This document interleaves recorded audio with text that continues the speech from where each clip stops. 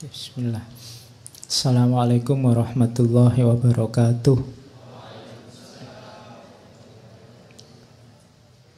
Bismillahirrahmanirrahim. Alhamdulillahi rabbil alamin. Wa bihi nasta'inu ala umurid dunya waddin. Allahumma sholli wa sallim wa barik ala habibina wa syafi'ina Sayyidina wa maulana Muhammadin wa ala alihi wa ashabihi wa man tabi'ahum bi ihsanin ila yaumiddin. Bismillah. Mari kita lanjutkan ngaji kita. Malam ini masih di tema alegori cinta ilahiyah.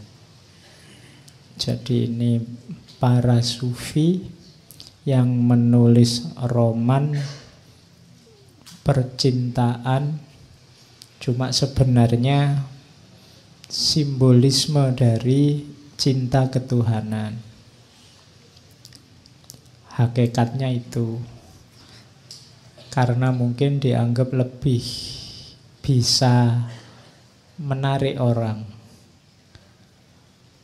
Lah kalau nanti dipahami hanya sebagai cinta biasa saja Pak, antara laki-laki dan perempuan, ya ndak apa-apa.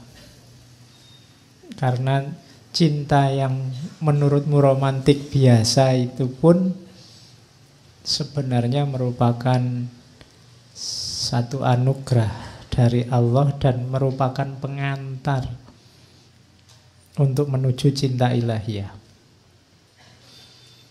Dalam dunia tasawuf itu kan ada istilah puncaknya suluk itu takholak bi ahlakillah, berakhlak seperti akhlaknya Allah. Jadi kita bisa menjalankan apa yang dilakukan oleh Allah. Allah menyayangi, kita sayang. Allah sabar, kita sabar. Allah adil, kita adil. Termasuk cinta. Makanya sebelum ngomong Nizami, saya ambil itu dari Ibnu Arabi. Kalimatnya menarik. Innal hubba al-hakiki bainal basyari huwa al-bidayah lita'arrufi ilallah wasyu'ur bimahabbatihi wa faidhi ata'ihi wa karomihi. Sesungguhnya cinta yang hakiki, cinta yang tulus antar manusia itu adalah awal perjalanan menuju pengenalan kepada Allah. Wasyu'ur bimahabbatihi, dan merasakan pengalaman mencintai. Mencintainya, maksudnya mencintai Allah. Wa faidhi ata'ihi wa karomihi, dan merupakan awal untuk mendapatkan anugerah dan kemuliaan, kemurahan dari Allah. Jadi makanya minggu lalu waktu kita ngomong jami' itu di awal kan ada cerita seorang pemuda ingin masuk ke dunia sufi sama gurunya disuruh pulang dulu, jatuh cintalah dulu. Kalau ada yang tanya dalilnya apa cinta-cintaan laki-laki dan perempuan sesama manusia, Ibnu Arabi ini bisa dipakai. Jadi tapi cinta ya, bukan pacaran. Biasanya kalian salah definisi. Ya cinta ndak harus pacaran. Kadang-kadang pacaran ndak ada cintanya, ya ada. Iya. Loh sekarang pacar sewaan ada loh. Jadi dalam rangka memenuhi kebutuhan biar ndak jomblo, yang penting ada, kan itu ada. Nah, latihanlah mencintai jiwamu biar lembut. Ya sebenarnya banyak. Kalau saya ngomong mencintai ndak harus lawan jenis. Sesama, sahabatmu, orang tuamu, saudara-saudaramu, tetanggamu. sesama muslim, sesama manusia, banyak yang bisa dicintai. Cintailah, belajarlah mencintai. Tema-tema semacam ini mungkin perlu agak sering kita angkat karena hari ini situasinya hampir semua mengeraskan hati. Apalagi menjelang pemilu. Seperti hari-hari ini itu keras. Orang lembut pun bisa jadi keras. Rencananya nggak mau maki-maki, tapi begitu membaca WhatsApp, baca Facebook, terus nggak sengaja misuh. Situasinya keras. Maka cari hal-hal yang bisa melembutkan hatimu. Yo, antara lain baca novel-novel rohani, religius, termasuk novel-novel tentang cinta. Seperti malam hari ini. Masih banyak yang lain sebenarnya, tidak cuma dua ini. Para sufi itu punya banyak karya sastra yang luar biasa. Kalau di Indonesia dikenal misalnya beliau Buya Hamka. Itu kan juga sastrawan, budayawan, ulama. Yang hari ini jarang bisa begitu. Oke. Malam ini kita ketemu cerita yang sangat terkenal, Laila Majnun. Jadi Laila Majnun ini sebenarnya sebelum ditulis oleh Nizami, nama lengkapnya, nama aslinya adalah Ilyas sebenarnya. Lengkapnya Jamaluddin Ilyas bin Yusuf bin Zaki. Cuma nama penanya Nizami. Kadang-kadang disebut Nizami Ganjawi karena berasal dari daerah Ganj. Daerah Ganj itu sekarang daerah Azerbaijan. Ya, zaman itu masih di bawah Imperium Persia. Dinasti Seljuk. Nizami ini anak yatim sejak kecil. Cuma dibesarkan oleh pamannya, disekolahkan. Sangat pinter, menguasai banyak ilmu agama sehingga nanti digelari hakim. Hakim tidak dalam arti penguasa pengadilan yang memutuskan, tapi orang yang ahli hikmah. Makanya digelari Hakim Nizami. Oke, yang menarik dari hidupnya Nizami, ya beliau ini sastrawan, menulis banyak naskah khususnya yang mirip-mirip kayak Laila Majnun ini. Satu lagi yang terkenal, Shirin Khusro. Silahkan dicari juga ceritanya. Malam ini kita bawa Laila Majnun.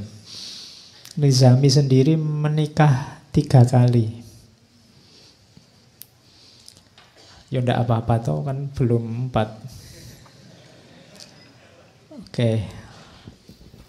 Istri yang pertama itu hadiah dari sultan. Ya kan. Kalau sultannya sering ngasih hadiah kan dia dapat banyak. Oke. Dan Laila Majnun ini cerita yang sebenarnya sebelum ditulis oleh Nizami, dia sudah jadi cerita rakyat. Sudah jadi cerita yang lesan, folklore. Jadi orang Arab sudah kenal Laila Majnun, khususnya syair-syairnya. Meskipun ada kontroversi, apakah ini kisah nyata atau kisah rekaan. Tapi jangan salah, di India ada kuburannya. Jejer kuburannya Laila sama kuburannya Majnun. Kapan-kapan kita ziarah ke sana. Loh ya apa-apa tuh jalan-jalan ke India. Nanti ketemu Shahrukh Khan. Jangan salah, saya kemarin lupa minggu lalu cerita bahwa Jamek itu hidup dijamin oleh sultan namanya Shahrukh Khan di Persia. Shahrukh Khan ini cucunya Timur Leng. Ya. Oke, yo sayangnya ndak bisa nari kayak Syahrukh Khan. Oke, bismillah ya, kita mulai. Ini cerita, ndak usah ditanyakan aslinya ada apa ndak. Malam ini kita ingin mengambil saja hikmahnya, bagaimana cinta ketuhanan itu yang ingin dikatakan oleh Nizami lewat Laila Majnun. Yo, Majnun itu gelarnya, nama aslinya Qais, Qais Ibnu Mulawih, atau ada yang bilang Ibnu Mulawah. Kalau Laila Ibnu Amir. Jadi ini anak-anak muda dari dua kabilah yang berbeda. Ya nanti karena saking gilanya dengan cinta disebut Majnun. Majnun itu dari kata, sebenarnya satu akar kata dengan jin. Mungkin kalau diterjemah letter, Majnun itu orang yang kesurupan jin. Cuma diterjemah jadi gila. Ya, jadi orang kesurupan. Jatuh cinta itu kalau sudah banget kan kayak orang kesurupan, akalnya tidak jalan. Ya, dan secara kimiawi nanti ada penjelasannya. Jadi makanya dia disebut Majnun. Kalau Laila ya secara akar kata itu ya artinya malam. Ada yang bilang dinamakan Laila pertama karena matanya sangat indah, sangat hitam. Dan yang kedua rambutnya. Jadi rambutnya sangat hitam, pekat kayak malam. Oke, nggak usah tanya, kok tahu sampai rambutnya, berarti Laila nggak jilbaban, Pak. Iya. Nggak usah tanya itu, nanti diskusinya geser. Oke. Yo kamu tanya ustadz-ustadz yang ahli fikih itu. Wong ndak jilbaban kok diceritain. Nanti kamu tanya lagi, Qais berarti ndak sholat ya Pak waktu gila itu. Iya. Oke. Yo itu biarkan ustadz yang lain yang menjelaskan. Nanti kalau ini disebut ndak sholat nanti nggak jadi dijelaskan. Jadi ini dua orang anak muda. Nanti kalau baca Laila Majnun, bab paling awal itu cerita tentang ayahnya. Namanya Umar. Jadi ayahnya ini sampai tua belum punya anak. Melakukan usaha apapun, susah sekali punya anak. Akhirnya berdoa, disuruh tirakatan sama orang-orang dekatnya, dan dikaruniai ini anak laki-laki yang ganteng luar biasa, nanti dikasih nama Qais. Yang Qais ini idola pokoknya di sukunya. Sehingga nanti oleh ayahnya dia jadi harapannya suku, disekolahkan di tempat yang elit, pokoknya sekolah unggulan kalau hari ini. Nah di sekolah unggulan inilah nanti ketemu Laila. Iya, karena yo sama-sama anaknya ketua suku, berarti kan terawat pasti. Laila dikenal kecantikannya, kalau Majnun dikenal ketampanannya. Jadi yang ganteng ketemu yang cantik, masuk akal. Ya, halo ya. Sebenarnya ceritanya bisa dibikin tragis itu. Kalau di Sirin Khusro ada tragisnya, karena nanti ada yang jatuh cinta itu tukang batu jatuh cinta sama putri, meskipun nanti sebenarnya cerita sama sultannya. Tapi kalau di Laila Majnun yang ingin ditonjolkan bukan itunya, tapi bagaimana orang ketika sudah dilanda cinta itu sudah lupa dengan semuanya. Harusnya begitu. Kalau kita sudah merasa cinta sama Allah, rasanya semua yang lain tidak berarti. Kamu boleh mengklaim, Pak, saya sudah cinta sama Allah, kalau apapun yang lain di dunia sudah tidak ada artinya. Kalau kamu masih panik, masih sumpek, masih gelisah, masih khawatir, masih takut oleh apapun hal yang bukan Allah, berarti belum cinta. Cirinya itu nanti ditunjukkan oleh Nizami lewat Laila Majnun. Jadi karena satu sekolahan, begitu melihat Laila pertama kali, Majnun langsung jatuh cinta. Kois ini langsung, apa kalau bahasa romannya, dia kayak orang kehilangan kesadaran. Laila juga begitu. Sama-sama sukanya. Jadi kalau di kelas itu lirik-lirikan, pandang-pandangan gitu. Sama-sama sukanya. Makanya di bagian awal itu dua-duanya digambarkan sama-sama mabuk.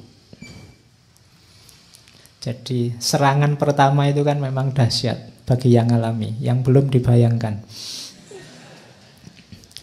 Jadi itu syairnya yang bagian-bagian awal. Jadi berlalu masa saat orang-orang padaku memohon pertolongan, dan kini adakah penolong yang akan mengabarkan rahasia jiwa pada Laila. Itu maunya Kois. Kemarin-kemarin aku kan ketua suku orang kaya, sering dimintai bantuan. Sekarang ada ndak yang bisa membantu aku? Wahai Laila, cinta telah membuatku lemah tak berdaya, seperti anak hilang, jauh dari keluarga dan tidak memiliki apa. Cinta laksana air yang menetes menimpa bebatuan.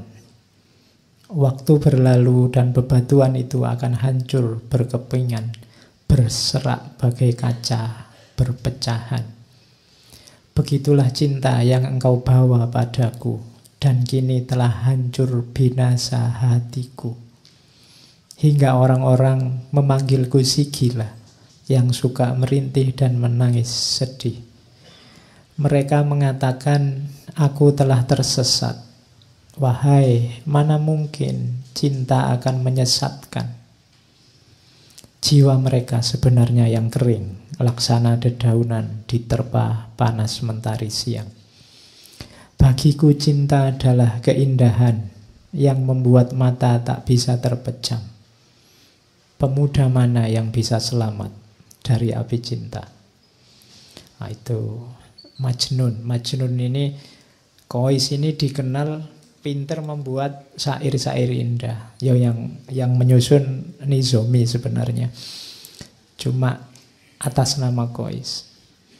Jadi nanti ceritanya Kais ini, apalagi waktu gila itu sering dikerumuni orang karena syairnya ditunggu-tunggu. Jadi dia kayak orang tidak terawat, tidak pakai baju, rambutnya gondrong, tapi orang berkumpul nunggu syairnya yang keluar. Nah itu kalau di kita kan tidak, kalau ada orang gila ditunggu mau ngasih isyarat nomor berapa gitu. Kalau Kois itu ditunggu syairnya, karena syair-syairnya indah, makanya banyak yang hafal. Saya bilang tadi sebelum ditulis oleh Nizami, sebelumnya orang sudah kenal dan syair-syairnya Kois ini banyak dilakukan. Jadi itu dahsyatnya. Saya tidak tahu memang aslinya pinter bikin syair atau karena cinta itu membuat orang puitis. Yo, kalau tidak percaya, yang jatuh cinta itu kan mendadak dia bisa bikin puisi. Ya, oke. Jadi, wong kehujanan pinggir jalan gitu aja, kamu berteduh itu kan, kalau yang jatuh cinta itu bisa lahir puisi.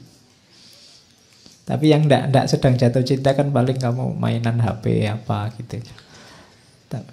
Jadi mungkin dua-duanya, dia memang punya bakat bikin puisi dan sedang jatuh cinta, lebih dahsyat puisinya.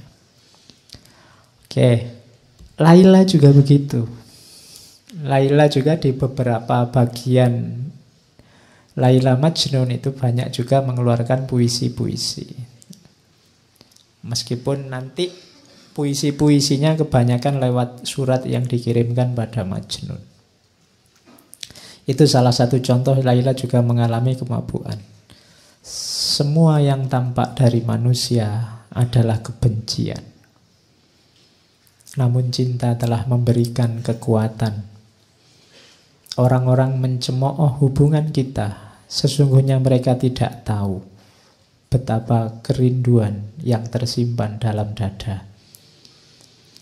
Jadi syair ini lahir ketika orang mulai rame. Jadi ini dua orang, anaknya orang terpandang, pacaran kemana-mana berdua, tidak bisa dipisah. Jadi gosip di mana-mana. Wong sedang belajar loh, sedang kuliah loh, kok yo pacaran kan itu. Itu terus jadi gosip, jadi omongannya orang. Nah, ayahnya Laila itu merasa bahwa ini pencemaran nama baik. Jadi ini meruntuhkan kehormatan suku. Maka untuk tidak timbul masalah terus, tidak jadi bahan omongan terus, Laila ini dipanggil pulang, sudah kamu tidak usah sekolah. Di rumah saja. Jadi dua anak muda yang sedang senang-senangnya, sedang mabuk-mabuknya sekarang dipisah. Dan dimulailah babak pertama kegilaannya Majnun. Jadi waktu dipisah itu mulailah dia nyari-nyari cara untuk ketemu tapi tidak bisa. Mulai keluar banyak syair, tangisan-tangisan. Kemana-mana yang keluar dari mulutnya hanya Laila. Pokoknya Laila, Laila, Laila. Terus yang keluar dari mulutnya itu. Ini pelajaran sebenarnya dari Nizami. Kalau kalian memang sedang jatuh cinta sama Allah, akan keluar secara otomatis dari mulutmu nama Allah. Kamu sengaja atau tidak, pasti akan keluar. Kalau itu memang cintamu pada Tuhan sudah tumbuh dalam hatimu. Tidak bisa dipaksa. Mungkin sekali-sekali kamu, Pak saya ingin jadi orang kaya wali-wali sekti itu. Dari mulutnya Allah terus. Mungkin 5 menit kamu bisa Allah, Allah. Bariku ya lali. Kenapa? Fondasinya belum ada. Ya tekadmu ada, tapi fondasinya belum. Cinta. Kalau sudah cinta, tidak perlu dipaksa. Otomatis. Nggak perlu kamu, pokoknya Pak, setiap malam saya baca sekian ribu kali namanya Allah. Tidak harus kamu patok begitu. Otomatis akan keluar ketika cinta itu ada dalam dirimu. Makanya latihanlah jatuh cinta. Jiwamu biar paham, oh kayak gini cinta itu. Itu yang dialami oleh Majnun. Kemana-mana yang dia sebut hanya nama Laila. Tuh. Jadi katanya Majnun, Laila telah dikekang oleh orang tuanya dan orang tuanya mengancam dengan niat jahat kejam. Tiada lagi harap pertemuan. Ayahku dan ayahnya sesak dada dan sakit hati mereka. Bukan karena apa-apa, hanya karena aku mencintai Laila. Mereka menganggap cinta adalah dosa. Cinta bagi mereka adalah noda yang harus dibasuh musnah. Padahal hatiku telah menjadi tawanannya dan ia juga merindukanku. Cinta masuk ke dalam sanubari tanpa kamu undang, tanpa kami undang. Bagai ilham dari langit yang datang menerjang lalu bersemayam dalam jiwa. Dan kini kami akan mati karenanya, karena cinta telah melilit seluruh jiwa. Katakan padaku, siapa orangnya yang bisa bebas dari penyakit cinta? Nah, ini Majnun. Jadi cinta itu kalau sudah menyerangmu, engkau tidak akan berdaya. Kamu tidak akan bisa menipu dirimu. Kalau kamu sudah jatuh cinta pada sesuatu, kamu pura-pura tidak cinta, itu tidak akan bisa. Ya mungkin ditolak, ya mungkin tidak nyambung, ya mungkin dia tidak suka padamu. Tapi kalau kamu memang jatuh cinta, kamu tidak akan bisa mengelak. Jadi itu kalimat-kalimat Majnun. Cinta bukan sesuatu yang kita undang, tapi dia datang, masuk dan bersemayam dalam diri kita. Kita tidak akan punya daya kalau sudah datang. Makanya katanya Gibran, pasrahlah kalau cinta memanggilmu. Kenapa? Tidak akan bisa kamu lawan. Kamu tidak akan bisa menipu dirimu. Dan Majnun mati-matian berusaha untuk bisa bertemu Laila. Macam-macam nanti ceritanya di novel itu. Ada yang dia pura-pura jadi pelayan perempuan. Nanti diatur sama teman-temannya. Teman-temannya juga kasihan, ini anak jatuh cinta kok dipisah. Dirancang untuk bisa ketemu. Akhirnya Majnun nyamar jadi anak perempuan. Masuklah ke kamarnya Laila. Ngapain di kamar? Enggak, loh ini penting. Di kamar hanya pandang-pandangan. Sama-sama masih saling terpesona. Hanya diam. Coba kamu baca nanti novelnya. Jadi hanya diam, hanya melihat, saling mengagumi, saling terpesona, dan tidak ngapa-ngapain.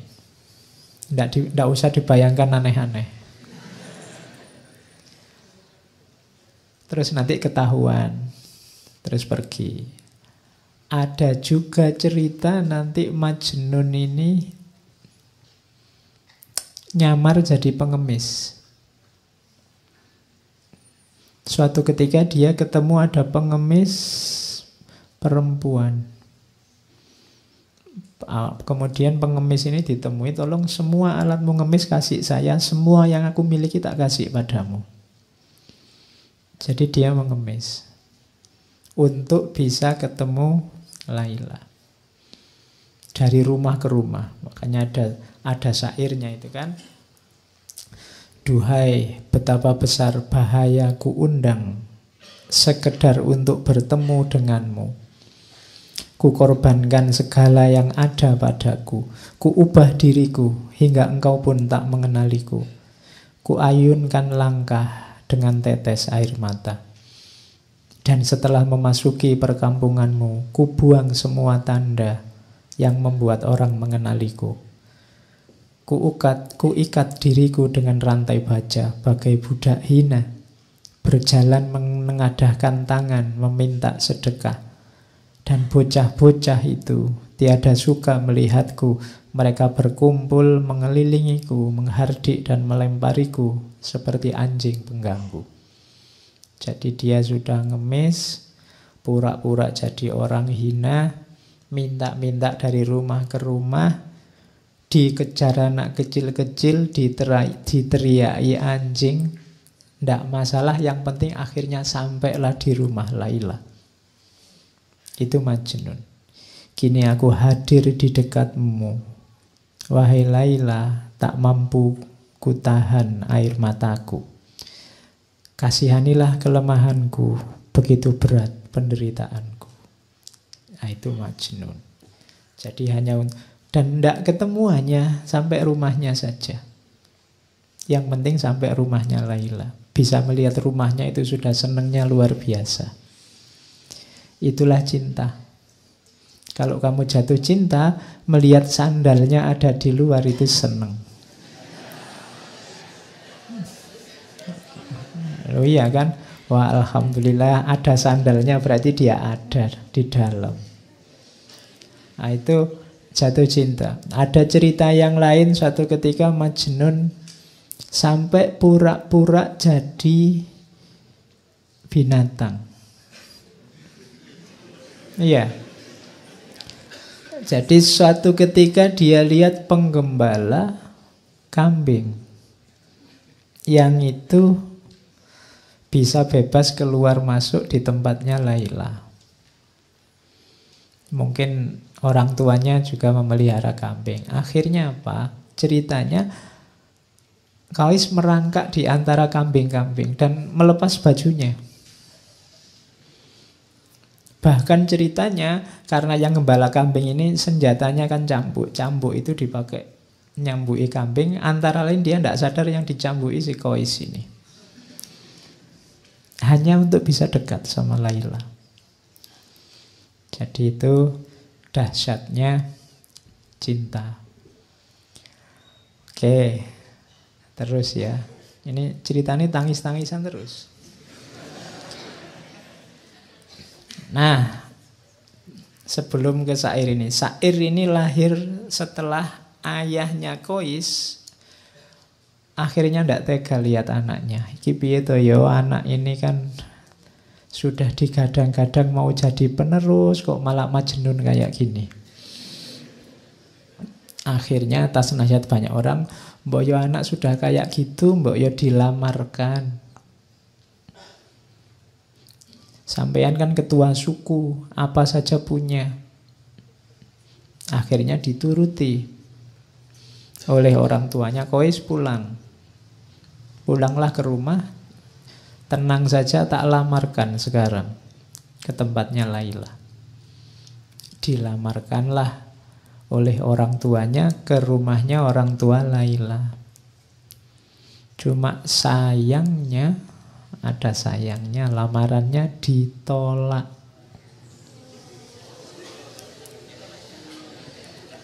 Iya. Jadi kenapa ditolak? Padahal ayahnya sudah bilang minta apa saja saya penuhi. Syaratnya apa saja bisa saya penuhi, termasuk seandainya nyawaku yang harus jadi taruhannya. Katanya orang tuanya Laila, siapa saja boleh menikahi anakku kecuali putra Anda.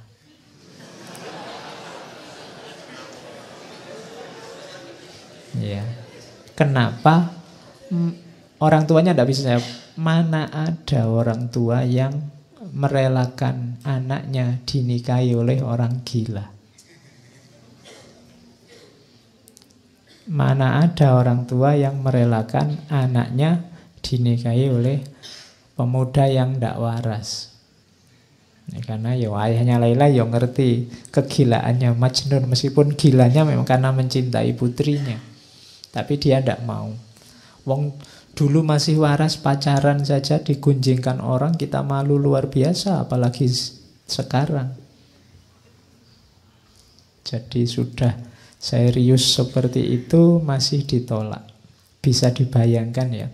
Majnun yang tadinya sudah merasa agak sembuh, merasa terhibur, wah nanti dilamarkan oleh ayahku pasti beres. Tapi kok ya ditolak. Mulai lagi kumat. Jadi ya. Dan dia katanya Majnun, rumahku telah menjadi bara api bagi jiwaku. Tetapi wahai Laila, aku akan senantiasa berada di sisimu. Semoga kasih sayang Allah dilimpahkan padamu. Wahai pecinta yang malang, kerabatku menganggap aku mempermalukan mereka. Teman-temanku pun gemetar jika mendengar namaku. Jadi keluarganya merasa malu oleh kehadirannya, teman-temannya semua juga menjauh, tidak ada yang mau mendekat. Duhai cawan anggur yang ada di genggaman, kini jatuh berantakan. Telah kutinggalkan sanak saudara dan orang tua, sedang kekasihku pun jauh di sana. Namun aku tidak akan menyerah walau kesulitan demi kesulitan mendera. Orang yang tidak merasakan kesengsaraan tidak akan menikmati kesenangan. Dan orang yang tidak pernah dihimpit kesedihan, mereka tidak akan dapat memahami hati yang sedang merana sendirian. Jadi Mulai dari sini Majnun nanti mulai menyepi, menjauh dari keluarga, menjauh dari masyarakat, hidup di padang-padang pasir. Apalagi nanti kemudian keluarganya karena masih mempertimbangkan harga diri, khawatir malu, akhirnya pindah menjauh dari daerah situ ke daerah Najd. Wah, tambah lagi puisi-puisinya Majnun karena dia merasa semakin jauh dari Laila. Setiap hari hidupnya di padang-padang pasir, di bebatuan, di bawah padang pasir, di goa-goa. Uniknya, selain tadi sering dikerubungi orang-orang, hewan-hewan yang ada di sana itu patuh sama Majnun. Bahkan kabarnya sampai anjing, ular, macam-macam binatang-binatang buas itu kalau di dekat Majnun jinak. Jadi cirinya ada Majnun itu biasanya ada binatang buas yang berkumpul di sekelilingnya yang harusnya saling memakan malah tidak saling memakan. Itu penjelasannya Nizami untuk menunjukkan bahwa orang yang jiwanya diliputi oleh cinta, auranya juga aura cinta. Siapapun dekat akan senang. Beda dengan orang-orang yang jiwanya penuh kebencian. Jangankan ngobrol mendekat aja malas, hawanya ndak enak. Iya. Jadi bangun jiwamu dengan aura yang penuh cinta. Bahkan binatang buas pun bisa tunduk, bisa patuh. Kadang-kadang kalau Majnun sedang tidur di tengah padang pasir, binatang-binatang ini yang menjaga. Itu kelebihannya para pecinta. Oke. Ini pelajaran dari Majnun lagi, bahwa cinta itu kebebasan. Wahai Laila kekasihku, berjanjilah pada keagungan cinta, agar sayap jiwamu dapat terbang leluasa. Melayanglah bersama cinta laksana anak panah menuju sasarannya.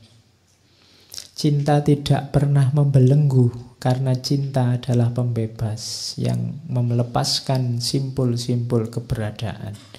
Cinta adalah pembebas dari segala belenggu. Jadi contoh paling mudah, di mana sih pembebasannya cinta itu? Majnun tidak lagi terikat oleh apapun selain cintanya. Dia rela kehilangan bahkan keluarganya, apalagi posisinya sebagai putra mahkota, apalagi kedudukannya, teman-temannya. Dia enteng saja melepaskan semuanya. Itu menunjukkan bahwa cinta itu membebaskanmu dari apapun, bahkan contoh paling kecil lagi, bahkan membebaskanmu dari dirimu sendiri. Cinta membuat orang tidak egois. Kalau masih egois, masih belum cinta. Masih egois itu kan masih berpikir tentang dirinya sendiri terus. Perhitungan apa yang enak, apa yang menguntungkan bagiku. Tapi orang yang jatuh cinta tidak. Makanya katanya Majnun, cinta itu membebaskan manusia. Kalau kita semua menggunakan relasi cinta, mungkin hari ini nggak sepanas ini, nggak sesumpek ini. Kampanye itu menunjukkan nggak panas kalau saling mencintai. Mungkin yang satu bilang, ya kalau beliau mau jadi presiden, ya monggo saya persilahkan. Nanti yang satunya bilang, jangan gitu, saya ndak enak. Sampean juga ndak apa-apa, silahkan jadi presiden. Ayo, bayangkan loh kalau yang kampanye kayak gitu kan enak, kita bisa ketawa-ketawa bareng. Oke, sekarang kan saling rebutan. Kalau cinta saling membebaskan. Terus, walau dalam cinta setiap cawan adalah kesedihan, namun jiwa pecinta akan selalu memberi kehidupan. Jangan takut sedih, jangan takut ganjalan, jangan takut penderitaan. Karena cinta akan selalu memberimu hidup. Oh, yang pernah jatuh cinta kemudian patah hati bisa memahami ini. Kesedihanmu itu yang luar biasa itu. Itulah yang menghidupkanmu lewat kenangan-kenangan, memori-memori. Indah loh. Loh, kenangan itu kan membuatmu kangen, membuatmu rindu, membuatmu ingin ketemu lagi, ingin hidup sebelum bersama dia. Jadi cinta itu sakit, tapi sakitnya cinta itu ngangen nih.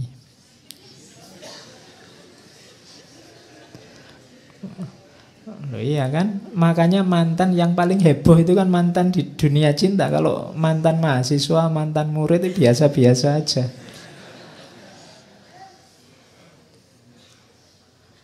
Banyak racun yang harus kita telan untuk menambah nikmatnya cinta. Atas nama cinta, racun yang pahit pun terasa manisnya. Jadi kalau ini ya, yang alami pasti tahu. Orang lain melihat itu, kamu itu ndak capek, kamu itu ndak males, toh. Kamu itu kok mau-maunya, toh. Itu kan bagi orang lain itu racun-racun. Apa enak? Apa enaknya? Tapi bagi yang ngalami, itulah nikmatnya cinta. Jadi itu pelajaran dari Majnun. Terus, bertahanlah kekasihku, dunia diciptakan untuk kaum pecinta. Dunia ini ada karena cinta. Percayalah kalau tidak ada satupun orang yang punya jiwa cinta, tidak ada lagi relasi antar manusia yang namanya cinta, dunia ini bubar. Detik ini juga. Kalau tidak percaya, coba saja. Karena orang akan saling mengobjekkan, orang saling memanipulasi, orang saling. Dunia akan bubar. Masih ada cinta, masih banyak, maka dunia ini masih ada. Ya paling di medsos rame, tapi dalam kehidupan sehari-hari enggak, cinta itu masih banyak. Kalau enggak, ya sudah kiamat dunia ini. Oke, jadi itu pelajaran bahwa cinta itu membebaskan. Terus, nah ini dari Majnun lagi, tentang pelajaran tentang jarak. Cinta itu paradok. Bila dekat rumahnya Laila, aku merasa terbebani. Tapi bila aku jauh darinya, aku merasa sedih. Sehingga dekat maupun jauh, bersemayam rindu dan gelisah. Saat dia berjanji, cintaku kian menggebu menanti. Saat dia tidak janji, aku mati menanti datangnya janji. Sehingga jauh maupun dekat, hanya dia di angan. Namun jarak dekat atau jauh belum menyembuhkan apa yang kami rasakan. Sungguh pun ternyata dekat dengannya lebih baik daripada jauh darinya. Jadi ini logika jarak. Kita sama Tuhan kan juga begitu. Dekat sama Tuhan ada tanggung jawab, ada beban-beban. Jauh sama Tuhan itu menggelisahkan.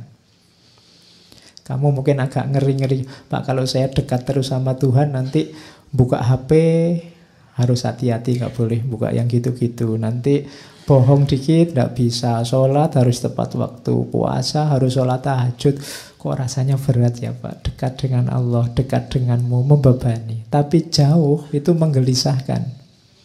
Waduh kok jauh ya dari Allah. Nanti jangan-jangan dapat murkanya. Jangan-jangan Allah tidak berkenan, tidak ridho. Itu paradoknya cinta. Dekat sama yang kamu cintai, itu kan kamu merasa terbebani. Aku harus membuat dia bahagia, aku harus membuat dia nyaman. Jangan sampai dia tidak berkenan. Lebih sumpek. Tapi jauh, lebih sumpek lagi kalau jauh. Biayanya lebih banyak, menghabiskan kuota, pulsa. Belum lagi marah-marahan, saling curiga. Sini ngomong maksudnya untuk menghibur, sana membacanya dianggap marah-marah. Wong ya tulisan itu kan ndak ada ekspresinya. Nah itu kan jauh. Jauh menggelisahkan, dekat memunculkan beban. Tapi tenang saja Laila, cintaku ndak hilang meskipun kamu jauh. Padahal sebenarnya lebih enak kalau kamu dekat.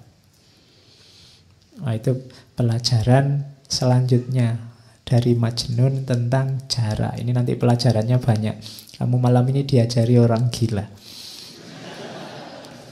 Ya. Jadi karena mungkin kalau orang waras susah ngajari cinta. Orang waras kepentingannya banyak. Melakukan apa-apa sering tidak tulus. Beda sama orang gila. Apalagi gila karena cinta. Oke, jadi itu pelajaran selanjutnya tentang jarak. Pelajaran selanjutnya itu syairnya terkenal sekali. Amurru alat diyari diyaro laila uqabbilu dzal jidar wa dzal jidar wama hubbud diyar syahfana qalbi walakin hubbu man sakanat diyar. Jadi Majnun ini hobinya apa? Kalau pas sepi tidak ada orang, dia mengendap-endap datang ke rumahnya Laila, nempel di dinding terus menciumi dinding rumahnya Laila. Oke, berarti kamu tadi yang terpesona oleh sandalnya, ya berarti menciumi sandalnya. Ya. Jadi aku berjalan amurru alat diyar, aku berjalan melintasi rumahnya Laila. Terus kucium dinding itu, kucium dinding itu. Semua sudut-sudut rumah, dinding-dindingnya diciumi. Cinta di dadaku bukanlah untuk dinding rumah, namun cinta pada siapa yang tinggal di dalamnya. Ya, oke. Ya, ya kalau ndak tahu rumahnya, ya nanti dinding kampus.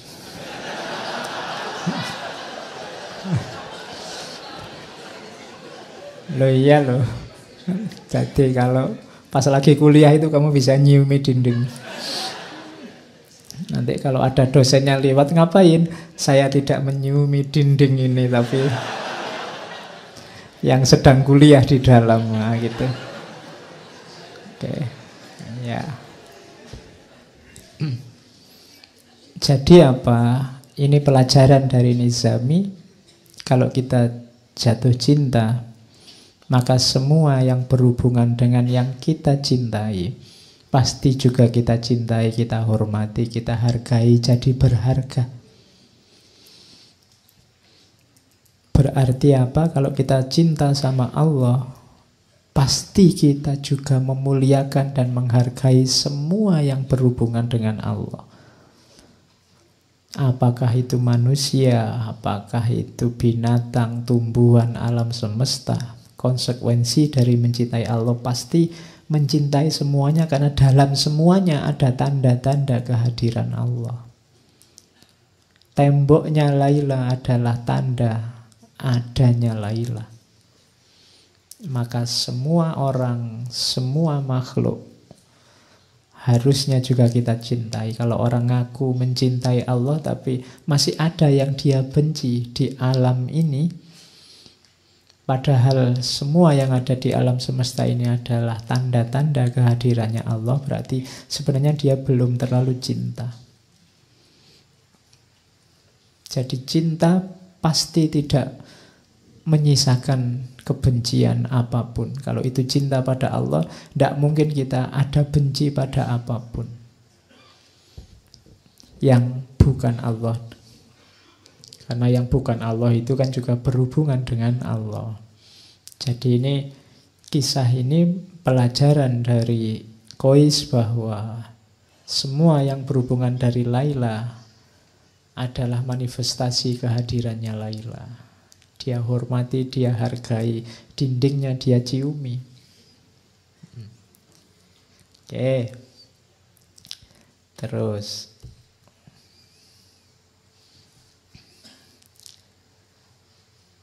Kalau ini pelajaran tentang kesetiaan. Jadi orang yang mencintai, jadi saya bilang tadi ya, Kois itu selalu ditunggu syair-syairnya. Syair-syairnya indah-indah dan penuh makna. Waktu terus berlalu, usia makin bertambah. Namun jiwaku yang terbakar rindu belum sembuh juga, bahkan semakin parah. Bila kami ditakdirkan berjumpa, akan kugandeng lengannya, berjalan bertelanjang kaki menuju kesunyian, sambil memanjatkan doa-doa pujian. Cinta, kasih, dan sayang telah menyatu, mengalir bersama aliran darah di tubuhku. Cinta bukanlah harapan atau ratapan. Walau tiada harapan, aku akan tetap mencintainya. Sampaikan salamku pada dia, wahai angin malam. Katakan, aku akan tetap menunggu hingga ajal datang menjelang. Ini pelajaran bahwa cinta itu efeknya adalah kesetiaan. Orang yang cinta pasti setia. Kenapa ada orang tidak setia? Biasanya karena yang dia harapkan dari yang dia cintai tidak muncul. Ketika ada harapan-harapan selain cinta itu sendiri, berarti ada pamrih-pamrih. Kalau masih ada pamrih-pamrih, berarti belum cinta yang tulus. Cinta bukanlah harapan atau ratapan. Walau tiada harapan, aku tetap mencintainya. Jadi kalau memang benar itu cinta, tidak usah kamu tuntut untuk setia, pasti setia. Kalau sampai nanti tidak setia berarti belum cinta, atau cintanya hilang. Kenapa kok cintanya bisa hilang? Karena mungkin dulunya itu bukan cinta, tapi ada harapan-harapan, keinginan-keinginan yang sekarang tidak terpenuhi, maka kemudian nyeleweng. Jadi itu pelajaran selanjutnya tentang keteguhan hati. Kalau ini agak panjang. Jiwa orang yang dimabuk cinta, ini pelajaran ya, untuk mendeteksi dirimu kamu sudah jatuh cinta apa belum. Akan terasa sakit karena rindu. Coba ditelusuri masing-masing kalian. Ada ndak rasa rindu yang menyakitkan? Ingin ketemu terus, tapi begitu ketemu nggak tahu mau ngapain. Itu menunjukkan ingin ketemu saja. Ketemu saja sudah beres. Ya bukan karena saya ingin ketemu sekali dia Pak. Kenapa? Utangnya belum dibayar misalnya. Bukan itu. Kalau itu bukan kerinduan namanya. Ya, ini rindu yang jadi setiap kali bervisa kamu sakit, kamu ingin ketemu terus. Sebab pecinta ingin selalu bersama. Tapi halangan tidak akan henti-henti. Biasanya banyak ujiannya. Pecinta seperti dua ekor kijang di bukit gersang. Selalu bersama walau tiada makanan. Jadi ciri pertama itu jiwa pecinta, itu jiwa rindu pada yang dicinta. Kalau kamu cinta sama Allah, maka hatimu selalu ingin ketemu dengan Allah. Hal-hal tidak penting kayak ngaji ini mungkin membuatmu sebel karena aku segera ingin ketemu Allah. Atau seperti burung merpati, walau terbang bebas di angkasa luas, tetap saja kembali pada kekasihnya. Atau laksana ikan tuna, tetap tabah walau dipermainkan gelombang, timbul tenggelam di lautan. Ciri cinta yang kedua adalah apapun aktivitasmu, kamu mengalami apapun, pada akhirnya kamu ingin kembali pada yang kamu cintai. Ujian apapun, masalah apapun, silahkan datang, tapi tujuanmu tetap kekasihmu. Berarti jiwamu jiwa pecinta. Walau selalu dicaci dan dicela, batin menjerit, tubuh binasa, meski lapar dan disia-siakan, namun jiwa pecinta akan selalu memaafkan. Itu cinta. Pecinta tidak membutuhkan pujian. Ciri selanjutnya, kalau masih nunggu dipuji, wah kamu setia sekali, wah kamu, aku capek-capek jemput kok kamu gak terima kasih, itu belum cinta. Ya, masih butuh pujian. Dan pengorbanan pecinta tidak akan sia-sia. Kulihat bintang kutub dan bintang kejora, di mana pula cinta. Sekecil apapun, cinta tetap berkuasa di singgasana jiwa. Dan bagi pecinta, kebahagiaan dan kesedihan sama indahnya. Karena cinta sejati tidak mengenal kesia-siaan. Jiwaku dan jiwanya akan tetap bersama, andai pun tidak di dunia. Pasti jiwa kami akan bersatu di liang barza. Dan kelak akan dibangkitkan bersama hingga dapat bersatu selama-lamanya. Oke. Mataku berkorban untuknya dengan segenap curahan air mata. Berharap liang lahatnya adalah liang lahatku, agar jenazah kita bersatu. Oke, ini syairnya Majnun. Jadi nanti Majnun ini akhirnya sangat terkenal karena syair-syair dan kegilaannya. Semakin dia terkenal dengan kegilaannya, semakin marah keluarganya Laila dan semakin gelisah keluarganya Majnun. Dan itu nanti beban tersendiri bagi mereka berdua. Bahkan nanti di antara keluarganya Laila ada yang ngancam, dibunuh saja enaknya orang ini. Bikin masalah saja. Oke. Nah, dari situ nanti muncul syairnya Laila. Laila ini protes, jangan dikira hanya Majnun yang segalau itu. Aku pun juga sama galaunya. Hanya aku tidak seperti Majnun bisa bebas keluar. Bila kakiku terperosok, kalau ini Laila, aku menyebut namanya. Aku bermimpi dalam tidurku, hidup bersama dia. Apabila disebut namanya, hilanglah kekuatan jiwa. Hatiku seperti sirna ditelan namanya. Demi Allah, hampir saja aku gila karena memikirkannya. Makin lama dadaku makin sesak karena rindu gelisah. Kaumku mengancam, jika aku tak berhenti menyebut namanya, maka darahnya akan tumpah. Bunuhlah aku dan biarkan dia. Setelah nyawaku melayang, janganlah kalian hina dia. Cukup apa yang ia derita karena cinta. Mungkin ia akan menuduhku tidak setia dengan janji, dan aku tidak akan mampu mencegahnya. Ku campur tinta dengan air mata untuk menulis surat padanya. Inilah saat kukuburkan jiwaku untuknya. Aku khawatir jika ajalku tiba, tak dapat memandang wajahnya.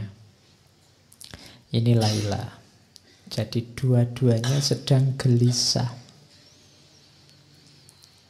Suatu ketika ayahnya Majnun ini menjemput anaknya, mencari, ketemu, dijemput, dibawa pulang.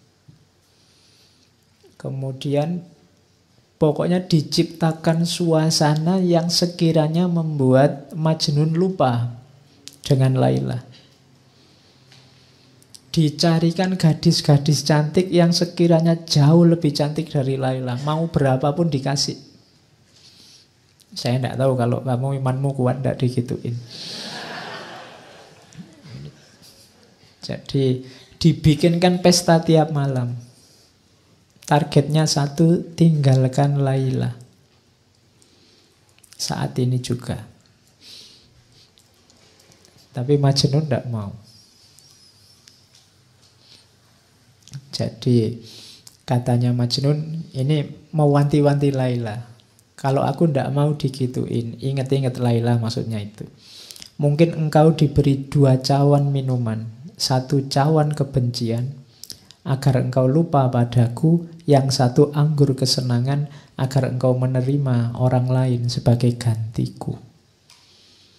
Duhai kekasihku, kuingatkan dirimu, jangan rusakkan ikatan yang orang lain selalu ingin menyempurnakan. Kelak engkau akan melihat beda antara cinta dan nafsu. Wahai Laila, nafsu akan melemahkan hati. Ia akan terus menggoda dan merayu, namun kelak akan menyesal, sedih tak berkesudahan. Jiwa yang dipenuhi kebencian tak akan pernah menjadi mulia. Ia tak akan puas bila yang diharapkan tak didapat. Bedakan cinta dengan nafsu. Cirinya, nafsu akan terus menggoda, yang akhirnya adalah penyesalan. Sedang diriku Laila demi Allah, tali kasih yang telah bersemi akan kusiram dan kupupuk, agar cinta yang engkau berikan tetap terjaga selamanya. Dan aku haramkan atas diriku juga segala yang engkau tidak suka. Jadi orang jatuh cinta itu pasti tidak melakukan apa yang tidak disukai oleh yang dicintai. Kalau kamu cinta pada Allah, tidak perlu dipaksa, tidak harus ditausiai tiap hari, pasti dengan ikhlas. Kamu tidak menjalankan yang tidak disukai oleh Allah. Jangan kau biarkan jiwaku hancur karena murkamu. Orang yang cinta itu yang ditakuti 1, yang dia cintai marah padanya. Karena aku tak sanggup menerima amarahmu, bahkan gunung pun akan hancur karena kemarahanmu. Buanglah dalam dirimu segala keraguan, karena cinta tak bisa bersanding dengan kebimbangan. Aku akan selalu menjaga tali cinta kita. Walau engkau tak di sisiku, namun aku yakin cintamu selalu hadir di hatiku. Nah, ini puisi-puisinya masih panjang. Kalau ini munajat. Ini saya bilang malam-malam sendirian. Kalau Majnun ini dilakukan setiap kali dia tenaganya habis, ndak punya kekuatan lagi. Jadi Majnun ini kan jarang makan, di tengah padang pasir mengembara. Jadi tiap kali kehabisan energi kayak orang sudah megap-megap mau mati, munajat ini dilakukan. Setelah baca munajat ini kekuatannya kembali lagi. Iya. Cuma ini Majnun ya, tidak harus ditiru. Ya, katanya Majnun, Tuhan, apalagi yang dapat aku lakukan? Aku telah lelah dan tubuhku melemah. Itu, yang lemah tubuhnya, tapi lihat yang didoakan siapa? Aku memohon dengan kekuatanmu, ringankanlah langkah kaki Laila untuk menemui diriku yang tidak berdaya. Wahai Tuhan, aku adalah hamba-Mu. Apalah guna hidupku jika harus menanggung beban seperti ini? Tunjukkan kemuliaan-Mu, turunkanlah berkah-Mu agar jiwaku dapat hidup kembali, terhindar dari lembah kematian dan memperoleh kekuatan untuk melangkah menemui kekasihku. Jadi ini munajatnya. Setelah ini terus dia merasa dapat energi baru, terus kumat lagi. Ya. Jadi wahai Laila, aku tahu engkau terpenjara dalam lingkungan keluarga yang mengasihimu, tapi mengapa engkau tak hendak melihat diriku yang terlunta-lunta di padang gersang? Aku hidup terasing, orang-orang menganggapku gila, mereka menista dan menjauhiku. Duhai kekasihku, cinta telah mengambil jiwaku dan menyandingkannya dengan jiwamu. Aku tidak akan mempedulikan anggapan orang. Aku hanya memohon padamu, kuatkanlah tali pengikat jiwa kita. Jangan biarkan tangan-tangan kotor menjamahnya. Jangan kau biarkan nafsu dan kemewahan dunia melenakan jiwa kita. Cukuplah bagiku kenangan saat-saat bahagia ketika aku memandang jernih matamu, dapat menikmati madu senyummu, memandang ikal rambutmu bagai debur ombak di pantai. Biarkan kenangan itu menjadi mata air kebahagiaan, tempat istirahat musafir cinta yang kehausan. Kalimatnya abot ya. Ndak tutup. Ini munajatnya Majnun yang dia ucapkan saat dia melemah. Rasa-rasanya sudah mau meninggal. Tapi biasanya setelah membaca ini terus dia bergairah lagi hidupnya. Hidup karena tadi kalimat yang terakhir tadi, kenangan akan yang dicintai. Saya bilang tadi memori, kenangan itu senjata yang luar biasa yang menghidupkan cinta. Jadi ritme hidupnya Majnun ini ya semacam itu. Dia baca puisi, berkeliling-keliling di padang pasir, di daerah-daerah terpencil. Malah orang yang nyari dia karena butuh syair-syairnya. Jadi nanti di beberapa kesempatan sampai ada yang ingin bantu dia. Kalau di buku itu yang saya ingat ada sampai perang segala. Ada namanya Ishak, ada kepala suku namanya Noval, nanti ada penyambungnya dengan Laila namanya Zaid. Ini orang-orang yang ingin bantu dia dengan beberapa cerita. Bahkan ada yang namanya Ishak. Ishak ini orang terkemuka, kasihan melihat Majnun. Terus dia berjanji, Majnun, kalau kamu pengen bareng sama Laila, ya kamu jangan kayak gini, kayak orang gila, mesti ditolak. Kalau kamu percaya padaku, aku yang ngatur, termasuk ngatur dirimu. Jadi selama sekitar 2-3 bulan Majnun ini dilatih hidup normal. Dikasih baju. Kan sebelumnya kan tidak pakai baju, tidak pakai apa. Hidupnya di padang pasir. Dilatih kayak orang biasa, hidup normal, kayak orang terpandang. Katanya Iska, tak jamin nanti tidak lama lagi kamu tak ajak ke keluarganya Laila, kamu pasti diterima. Tapi sudah latihan jadi orang normal. Saya kayak SpongeBob ya, latihan jadi orang normal. Ya.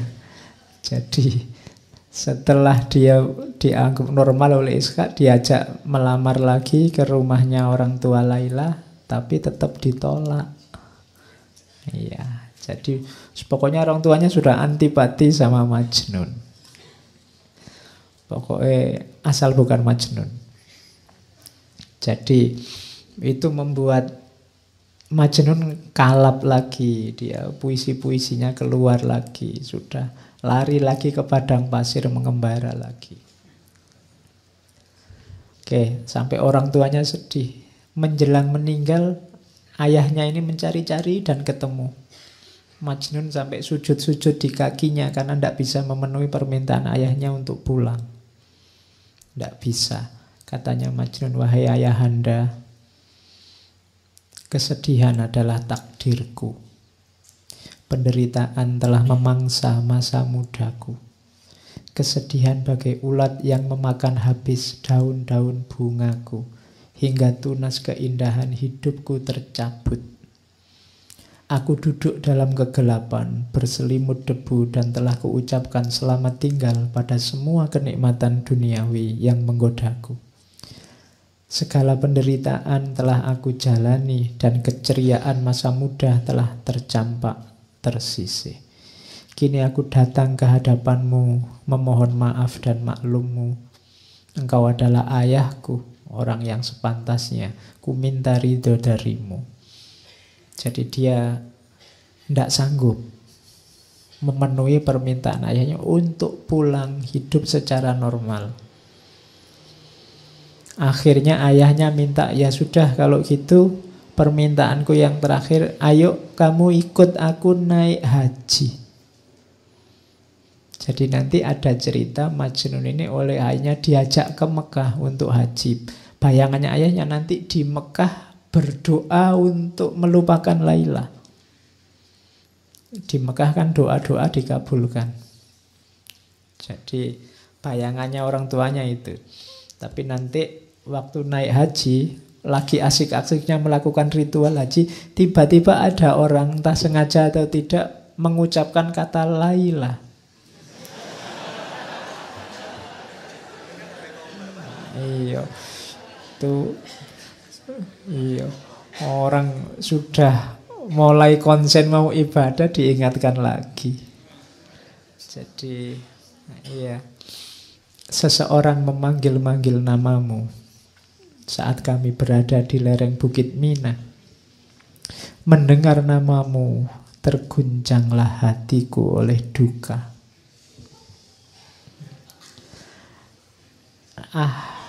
Lelaki itu tidak tahu betapa suci namamu. Mengapa ia memanggil nama Laila dengan seenaknya? Ya. Jadi iya, enggak. Apakah ia tidak tahu dengan menyebut namamu berarti ia telah menerbangkan seekor burung yang telah bersarang di hatiku? Iya. Ia memanggil nama Laila. Semoga Allah membukakan kedua matanya untuk melihat betapa pesonamu yang tak akan mampu dia kira. Iya. Ya wis, kumat lagi. Sudah asik-asiknya mau ketemu Allah, mau berdoa di sana. Akhirnya begitu nyampe Ka'bah, dia pegangi pintu Ka'bah, doanya ini. Aku teringat akan dikau Laila saat para jamaah haji sibuk berzikir. Di kota Mekah, di dinding Ka'bah, mereka kusyuk berdoa, sedang kalbuku hanya tertuju padamu. Ya Rahman, aku bertobat padamu dari dosa-dosa yang telah kulakukan dan dari dosa-dosa yang akan selalu datang bermunculan. Aku mencintai Laila, namun halangan menghadangku untuk bertandang. Aku menyayanginya dan tidak bisa berpaling dari selain dia. Bagaimana aku bisa berpaling darinya sedang hatiku telah tergadai padanya? Aku bertaubat padamu Robbi, karena padamu jua aku akan kembali. Wahai yang maha pengasih, Raja di raja para pecinta, Engkau yang menganugerahkan cinta ini. Aku hanya mohon padamu satu hal saja. Tinggikanlah cintaku sedemikian rupa, sehingga sekalipun aku binasa, cintaku dan kekasihku tetap hidup. Jadi doanya lebih memantapkan lagi kegilaannya. Ya. Oke ya. Ini doanya yang sangat terkenal. Robbi zidni min ishkiha. Ya Tuhan, ya Allah, tambahkanlah cinta dan kerinduanku padanya. Jadi malah ingin diperdalam lagi, sudah sedalam itu. Wa in qasurat umri bil iski fazidhu fi umriha. Seandainya semakin berkurang umurku karena cinta, maka tambahlah umurnya Laila. Robbi zidni li Laila hubban wala tansani dzikroha abadan. Wahai Tuhan, tambahkanlah cintaku pada Laila, jangan membuatku lupa untuk mengingatnya selamanya. Ya boleh kamu tiru nanti. Nama Laila diganti pacarmu.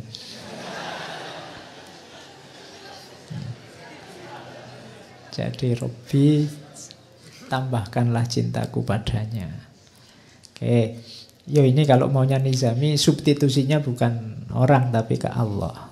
Mintalah untuk kamu biar jatuh cinta sama Allah, dianugerahi rasa cinta pada Allah. Oke, terus kiamatnya di sini.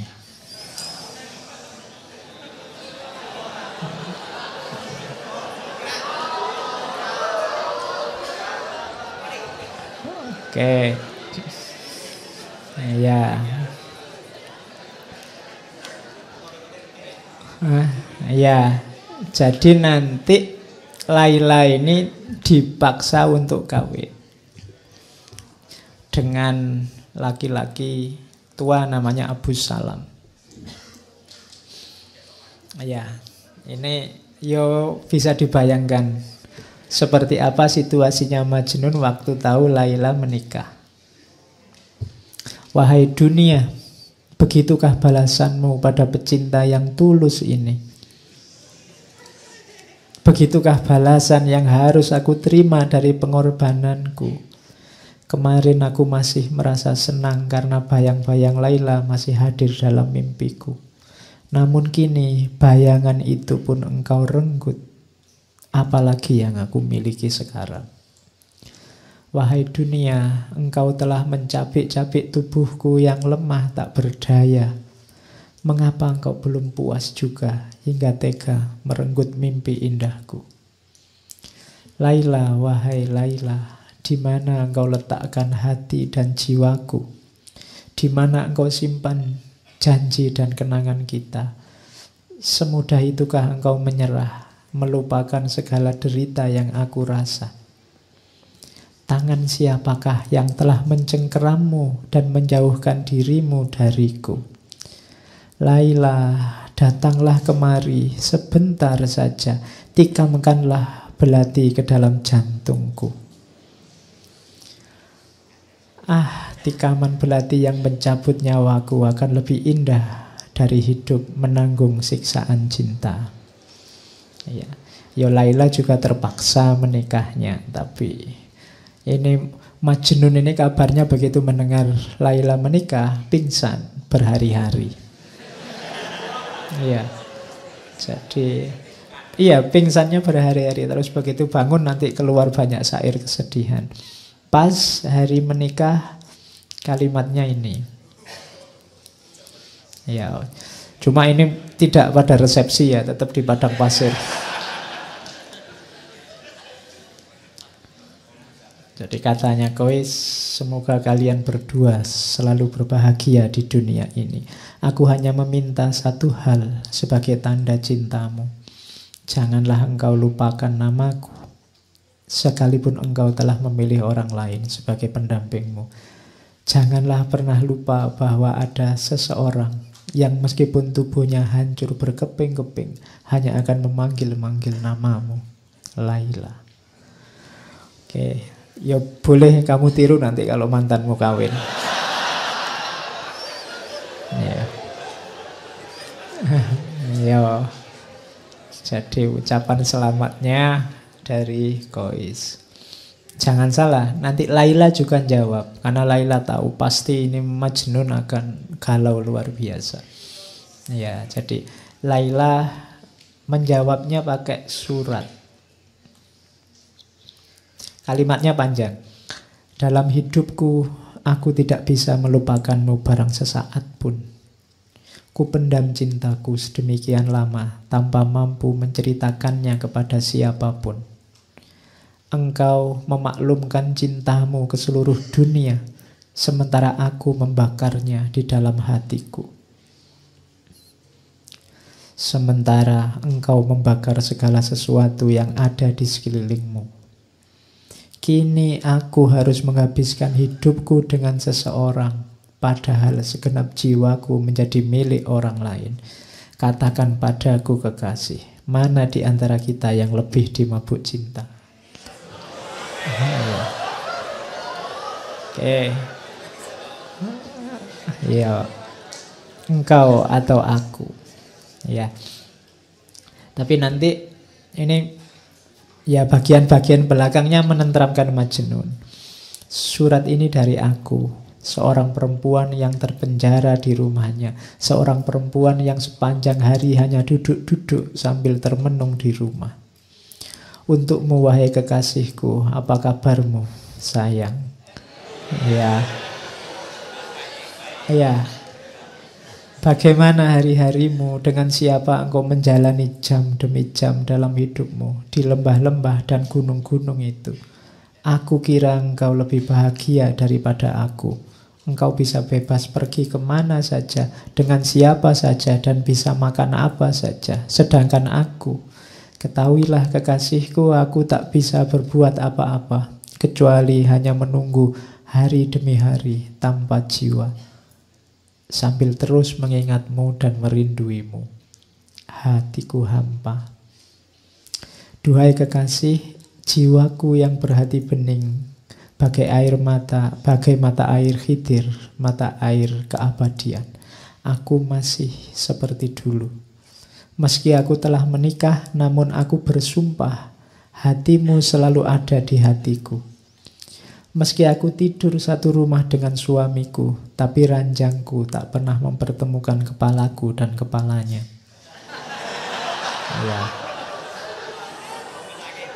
Ya, itu kalimat aslinya la yajma'u ra'si wa ra'suhu firos. Jadi memang Laila tidak mau disentuh oleh suaminya. Nanti ceritanya begitu. Permata di tubuhku masih tersimpan utuh, bersih, dan tak pernah disentuh oleh jamahan tangan siapapun. Hartaku yang paling berharga masih terkunci rapat dan tak pernah dibuka oleh tangan siapapun. Bunga di taman masih tetap kuncup dan belum merekah sebagaimana dulu. Wahai kekasih hatiku, kemarilah, tuangkan air keabadian Khidir itu. Jarak jauhku darimu tak akan lama lagi. Kita akan menyatu dalam keabadian. Ya, ini surat panjangnya Laila karena untuk menenteramkan Qais. Jadi kalau tidak begitu bisa stres terus. Ya. Tapi nanti terus Qais juga balas suratnya. Cuma Qais ini senengnya luar biasa dapat suratnya Laila, sehingga dia yang biasanya bisa bikin syair panjang lebar sekarang tidak bisa ngomong apa-apa. Kalimatnya pendek sekali jawabannya. Nanti penghubungnya ini namanya Zaid. Ini surat dariku, aku yang gelisah dan gila. Untukmu, wahai engkau yang ada di lubuk jiwaku. Kini engkau adalah mahkota di kepala siapa dan kekayaan di tangan siapa. Aku hanyalah debu di lembahmu. Bila engkau menuangkan untukku air pertemuan, engkau menumbuhkan bunga dan menerbitkan musim semi. Namun bila aku memperolehmu dan tak lagi berpisah jauh darimu, bumi ini tak akan menumbuhkan apapun selain debu. Lihatlah, aku adalah tawanan yang terbelenggu. Jadi ini ketidakberdayaan seorang Qais. Ingin sekali ketemu Laila, tapi sekarang dia tidak percaya lagi dengan dirinya sendiri. Kalau aku bersama Laila, jadi apa Laila? Kalau aku tidak berpisah denganmu, bumi ini tak akan menumbuhkan apapun selain debu, karena aku sudah seperti ini sekarang. Tidak pantas lagi dengan dirimu. Jadi itu juga hiburannya Qais pada Laila, maka Laila tenang saja, tidak apa-apa. Jadi itu peristiwa kiamatnya Qais ketika pernikahannya Laila. Ya nanti masih ada cerita, misalnya Qais ketemu, saya bilang tadi Noval. Noval ini ketua suku. Ketua suku yang ingin membela Qais. Dia ngerayu-ngerayu ayahnya Laila, tidak dikasih. Akhirnya sudahlah, perang saja. Jadi di Laila Majnun ada peristiwa peperangan antara kubunya Noval, Syekh Noval dengan sukunya orang tuanya Laila. Sukunya orang tuanya Laila kalah. Cuma waktu perang ini Qais sebenarnya tidak ingin perang. Ketika perang Qais malah ada di pihaknya, ceritanya Laila, sukunya Laila. Iya, bingung ya memang. Jadi karena bagi Qais sukunya Laila tadi kan ditanda tanda semua yang berhubungan dengan Laila dia sayangi juga. Jadi Qais ini ceritanya ikut membantu mengobati yang sakit, yang luka, tapi dari kubu Laila. Itu yang membuat Noval bingung. Iya. Ya, terus begitu terakhir ayahnya jadi tawanan, katanya ayahnya, nyawaku, sukuku, putriku, ya karena aku kalah terserah mau kamu apain aja. Permintaanku satu, kalau aku disuruh memberikan, menikahkan anakku dengan Qais, tidak. Ya, pokoknya itulah antagonisnya ada di situ. Jadi kalau Qais enggak, itu kehormatan suku kalau bagi ayahnya Laila. Jadi, mbok ini semua suku kamu jadikan budak, bahkan Laila kamu kawini sendiri, aku kamu bunuh nyawaku, iya, tapi anakku tidak akan kuizinkan dinikahi oleh Qais. Oke, itu di antara ceritanya begitu sampai nanti Laila menikah dan suaminya memang tidak boleh menyentuh Laila sama sekali, sampai saya tidak tahu yang meninggal duluan suaminya Laila. Tidak mungkin dia ngenes juga, tidak boleh menyentuh Laila. Karena sudah tua memang suaminya. Jadi sudah tua, kawin sama yang muda, tapi tidak boleh menyentuh. Akhirnya dia meninggal duluan. Tapi Laila ini setelah meninggalnya suaminya, kesehatannya turun drastis karena dia sudah memang habis-habisan memendam rindu. Qais juga sudah habis-habisan begitu. Kemudian dia sakit-sakitan, sakit parah. Dan nanti terakhir ada kalimat bagus, kalimatnya Laila pada ibunya, pesannya. Katanya Laila, ibu, lihatlah cahaya wajahku telah memudar dan menjadi pucat pasi, tak lagi bercahaya. Lilin-lilin di mataku tampak muram dan akan segera padam. Wahai ibuku, aku mohon engkau mendengarkan wasiatku sebelum aku pulang besok atau lusa. Bila mana aku mati, kenakan aku baju pengantin yang paling bagus. Jangan bungkus aku dengan kain kafan. Carilah kain yang berwarna merah muda, bagai darah segar seorang yang syahid. Lalu riaslah wajah dan tubuhku secantik mungkin, bagaikan pengantin yang paling cantik di seluruh bumi. Alis Qais dan bulu mataku ambillah dari debu yang melekat di kaki kekasihku. Dan jangan usapkan ke tubuhku minyak wangi kesturi atau minyak wangi apapun. Usapkanlah dengan air mata Qais, kekasihku. Sesudah aku mengenakan baju pengantin itu dan menjadi sangat cantik dan anggun, aku akan menunggu Qais. Sang pengembara yang luka itu akan datang. Terus, wahai ibu, katakan kepada pengembara yang selalu diliputi kesengsaraan itu, semua sudah selesai. Laila, sahabatnya dalam kesedihan itu, sekarang sudah tiada. Ia telah bebas dari belenggu duniawi. Hatinya hanya diberikan kepadamu dan dia mati untukmu. Cinta telah menyatu dalam kehidupan yang ia jalani. Cahaya cinta itu begitu murni sehingga tak ada kebahagiaan lain yang dia ketahui selain menyebut namamu. Tidak ada satupun yang bisa menghibur pikirannya yang selalu tertekan kecuali cintanya padamu. Dan dengan cinta itu, jiwanya yang lembut telah pulang ke alam keabadian. Semua berkahnya hanya untukmu. Ini pesan terakhirnya Laila lewat ibunya. Kemudian Laila meninggal. Bisa dibayangkan bagaimana kondisinya Qais. Dia pingsan berhari-hari. Iya,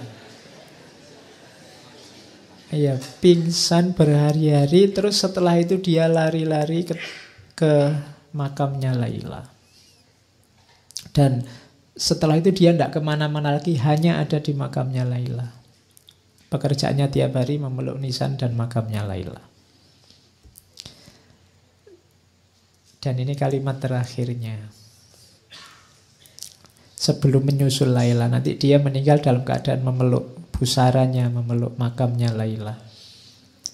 Engkau telah keluar dari kehidupan yang membingungkan ini. Dunia adalah rangkaian pengkhianatan dan perselisihan yang tidak pernah berakhir.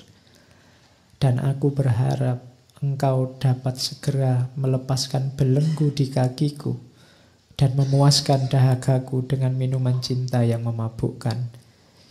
Di sana kita akan segera bertemu dalam kebahagiaan abadi. Lilin yang menyinari hidup kita akan semakin bersinar dengan nyala yang lebih terang. Cinta kita akan bercampur dengan cahaya keabadian. Ya Allah, dengarlah hamba-Mu. Dalam tatapan cinta, bebaskanlah dia dari segala penderitaan yang menimpanya selama ini. Atas nama-Mu, rengkuhlah dia dalam pelukan-Mu. Ya Allah, tunjukkanlah kasih sayang-Mu, tunjukkanlah kebesaran-Mu pada diriku ini. Pertemukanlah segera aku padanya. Tidak ada lagi yang dapat kupertahankan di dunia ini setelah jiwaku satu-satunya Engkau panggil. Setelah itu tidak ada. Jadi mereka berdua meninggal. Itu akhirnya Laila Majnun. Nanti cerita ini ada beberapa tambahan. Ada cerita juga seorang sufi. Kalau di akhir cerita itu Zaid tadi yang jadi penghubung itu bermimpi dua-duanya berbahagia di alam sana. Qais dan Laila sedang berbahagia dengan pakaian terindah, dengan keremajaannya lagi dan seterusnya. Tapi nanti ada seorang sufi yang bermimpi. Jadi sufi ini bermimpi bahwa di akhirat sana Allah menyapa Qais. Sapaannya pada Qais adalah, wahai Qais, mengapa engkau menyebut namaku dengan nama Laila waktu di dunia? Itu sebenarnya ingin menunjukkan bahwa sebenarnya ini kisah tentang cinta ilahiyah. Kisah tentang cinta kepada Tuhan yang sudah mendalam. Itu yang membuat para sufi mabuk Allah. Itu yang membuat yang ada di mulut para sufi itu ketika mengalami puncak rasa cinta itu hanya Allah. Oke. Dan ini cerita Laila Majnun ini banyak diadaptasi macam-macam. Ada beberapa yang saya bawa. Beberapa kali juga sudah saya cerita, misalnya dulu waktu ngomong Rumi. Jadi ini ada kisah dari Rumi tentang Majnun, salah satu teks Majnun. Jadi saya bilang tadi cerita tentang Majnun itu folklore yang sudah beredar di tengah masyarakat. Yang saya bawa malam ini versinya Nizami, tapi versi yang lain banyak. Kalau ini antara lain versi dari Rumi, ada beberapa cerita. Misalnya, satu ketika teman-temannya Majnun ini tanya, Majnun, kalau kamu mau, kami bisa mendatangkan perempuan yang lebih cantik untukmu. Kata orang-orang. Jawabannya Majnun, kalian tak akan mengerti. Aku mencintai Laila bukan karena rupa dan penampilannya.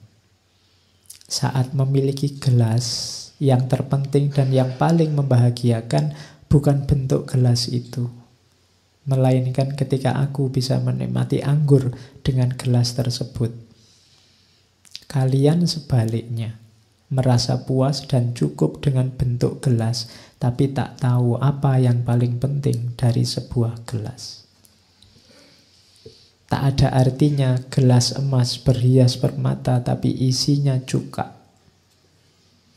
Wadah tua dan rusak berisi anggur, bagiku lebih baik ketimbang 100 gelas emas berisi cuka.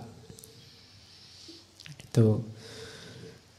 Kalau bahasa hari ini mungkin jangan lihat casingnya. Kalau sudah jatuh cinta itu casing tidak penting. Orang yang masih ribut dengan rupa, dengan casing, itu sebenarnya belum jatuh cinta. Kalau sudah jatuh cinta tidak penting lagi itu. Makanya katanya Rumi, cinta menjadikan sesuatu tampak menawan. Namun yang tampak menawan tak selalu menyebabkan jatuh cinta. Kalau kamu sudah jatuh cinta, seperti apapun kondisi yang kamu cintai akan tampak indah. Itu yang tidak dipahami oleh banyak orang. Tadi kamu mendengarkan ceritanya Laila Majnun kan, mbok sudah nyari yang lain kan banyak. Sesimpel itu yang ada di pikiran kita. Kenapa? Karena kita belum jatuh cinta. Yang sudah dan pernah jatuh cinta pasti ngerti apa nilai yang dicintai. Tidak sekedar casingnya. Oke, itu kisah carangan kalau di wayang ini, kisah petelan yang diambil Rumi. Ada lagi kisah potongan lagi saya bawa, kalau ini menarik. Satu ketika Kois ini kaget, tiba-tiba ada anjing dari kampungnya Laila sekonyong-konyong berjalan lewat depannya Kois. Kois mengikutinya karena dia pingin segera ketemu Laila. Jangan-jangan ini bisa mempertemukan aku dengan Laila. Di tengah perjalanan Kois melewati sekelompok orang kampung sedang sholat. Mungkin anjingnya lewat masjid mungkin. Tapi Kois tidak lihat mereka karena Kois sedang konsentrasi mengejar anjingnya. Ya. Setelah Kois pulang, orang tadi yang sholat marah-marah pada Kois. Wahai Kois, tadi engkau melewati kami saat sedang sholat. Kenapa kau tidak ikut sholat dengan kami? Kok kamu tidak lihat kita sholat, kamu lewati saja? Katanya Kois, demi Allah, saat kalian sedang sholat berjamaah, aku sama sekali tidak melihat kalian. Kenapa? Hatinya hanya fokus pada anjing dan yang dia cintai, Laila. Siapa tahu anjingnya bisa mempertemukan dengan Laila. Bila kalian benar-benar cinta pada Allah, sebagaimana diriku cinta pada Laila, pasti kalian tidak melihat aku.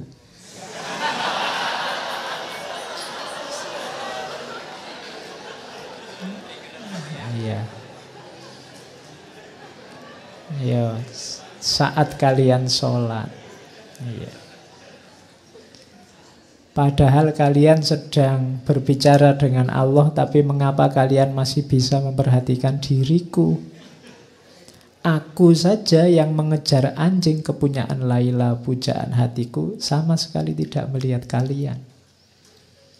Jadi ini sindiran luar biasa dari Kois. Ya. Aku aja cuma anjing aja sampai lupa sama kalian. Kalian sama Allah loh, masih bisa. Iya, sibuk sama diriku. Itu sindirannya Kois pada orang-orang. Ada lagi ini cerita. Ini juga kisah sampingan. Di Nizami tidak ada. Jadi suatu ketika di rumah Laila diadakan pesta. Semua warga desa diundang. Majnun yang tidak diundang menyusup saja masuk. Sampai di dalam rumah dia lihat loh, orang-orang kok antri. Dia juga ikut antri. Nah, waktu dia ngantri kan yang membagi antrian kan Laila. Jadi dengan ikut antri itu dia bisa memandang wajahnya Laila. Waktu pas dia dapat antrian,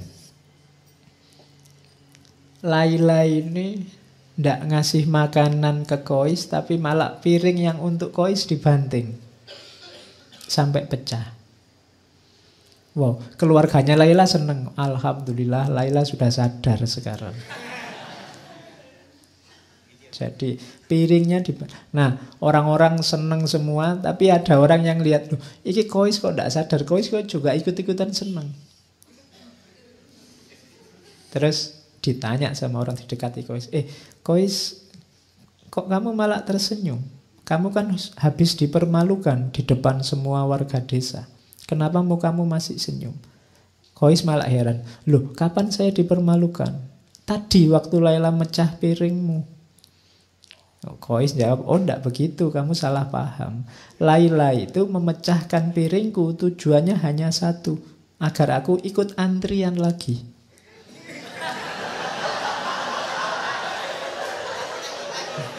Ya. Jadi kalau aku ikut antrian lagi ya Pak, aku bisa ketemu lagi, kita bisa berlama-lama saling memandang. Ya, sehingga rindunya bisa terobati. Jadi rahasianya di situ. Ya. Ini sebenarnya sindiran bahwa kalau Allah ngasih kamu susah, kalau Allah ngasih kamu ujian, kesulitan, itu mungkin karena Allah ingin dekatnya lama sama dirimu. Kalau doamu lama tidak dikabul-kabulkan, mungkin Allah suka rindu mendengarkan suaramu terus. Jadi jangan salah paham dulu. Makanya cintailah Allah, dekatilah Allah dengan rasa cinta, maka Kamu tidak akan kecewa, tidak akan mengeluh, tidak akan putus asa. Karena banyak rahasia di balik itu. Nah, itu rahasianya cinta ilahi. Kayak Laila yang banting piringnya Kois. Itu kalau dilihat biasa saja kelihatan, wah ini tega sekali sama Kois. Tapi Kois yang ngerti rahasianya malah tertawa. Orang kampung yang tidak tahu dia sorak-sorak. Dianggap, wah Laila sudah sadar, padahal tidak. Oke. Terus kalau ini pernah saya bawa, lupa di. Jadi ini suatu ketika Majnun ini sakit, sama teman-temannya dibawa ke tabib. Katanya tabib, oh ini sakitnya parah, harus dibedah karena ada yang infeksi, ada darah yang harus dikeluarkan.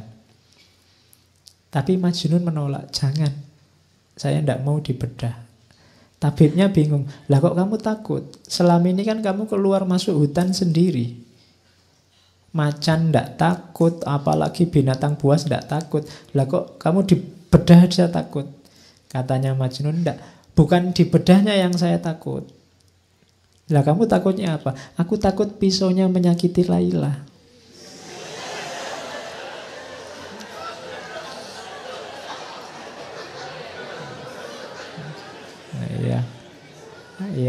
Ya tabibnya heran, lu menyakiti dari jalur mana? Wong yang dibedah kan badanmu. Katanya macam, lu justru itu, Laila itu ada di setiap bagian tubuhku, dia ada di aliran darahku.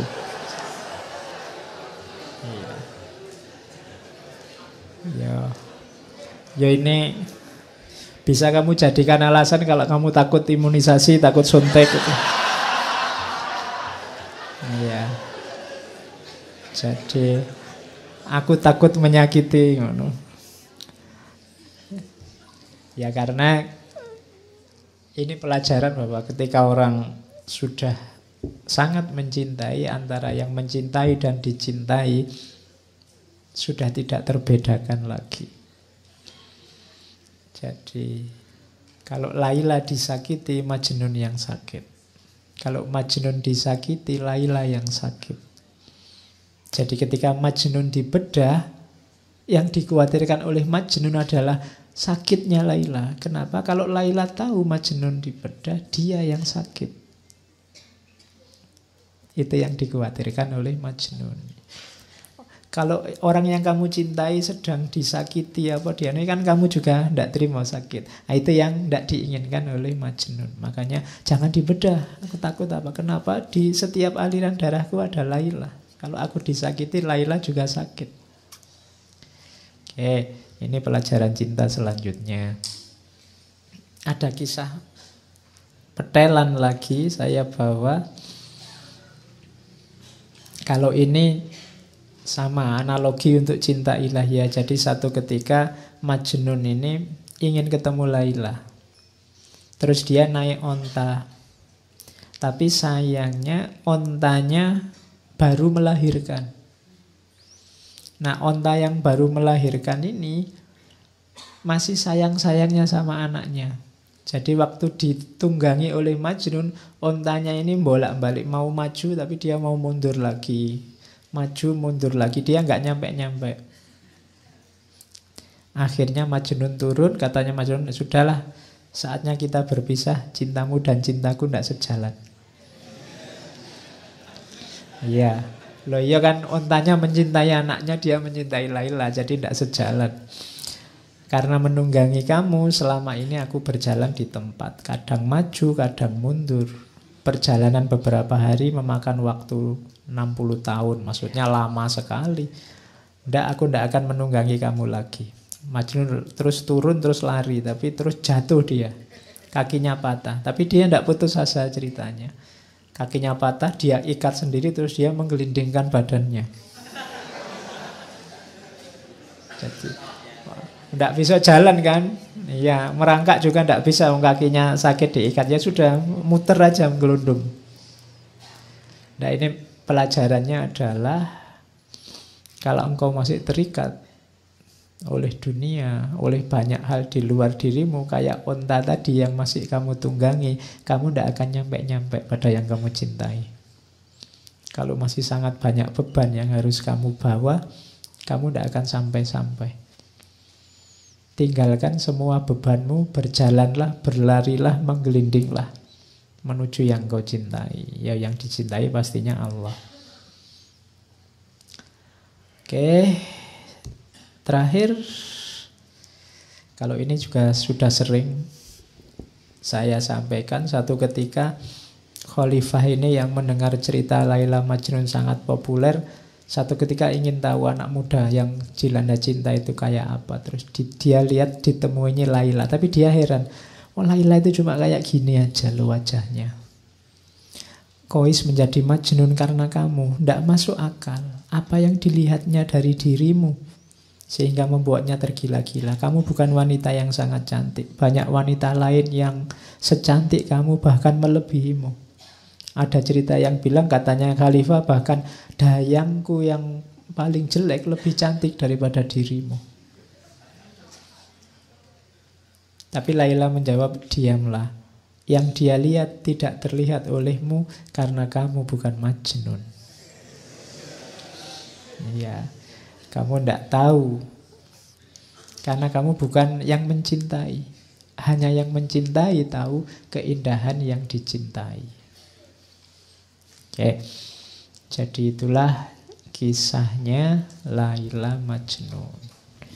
Ada banyak pelajaran cinta yang diberikan oleh Nizami lewat romannya ini. Yang itu merupakan alegori dari cinta ilahiyah, cinta ketuhanan. Oke, saya kira itu ya untuk malam ini. Sesi cinta saya kira cukup. Nanti kalau cinta-cintaan terus ya tidak enak juga. Bulan depan kita mulai berfilsafat lagi. Maret kita ke barat. Ya. Kita ngambil tema filsafat aja ya, biar sudah lama tidak ngomong filsafat yang asli. Kita ngambil tema, pokoknya judulnya filsafat barat lagi gitu aja ya. Saya ingin ngomong panjang lebar beberapa filosof yang belum kita perdalam, meskipun agak kunci. Yang pertama, bapaknya filsafat modern, René Descartes. Yang kedua, tokoh besar skeptisisme modern, David Hume. Yang ketiga, tokoh intuisionisme. Jadi barat juga tidak cuma pakai akal, tapi juga ada filosof yang mengandalkan intuisi, namanya Henry Bergson. Terakhir kita bahas filosof yang dikenal dengan filsafat absurdismenya, Albert Camus. Oke, jadi kita ketemu Descartes, Hume, Bergson, dan Camus untuk bulan April. Jadi kita belajar lagi filsafat barat. Oke, saya kira itu pertemuan malam ini. Kurang lebihnya mohon maaf. Wallahul muwafiq, wallahu a'lam bissawab. Wassalamualaikum warahmatullahi wabarakatuh.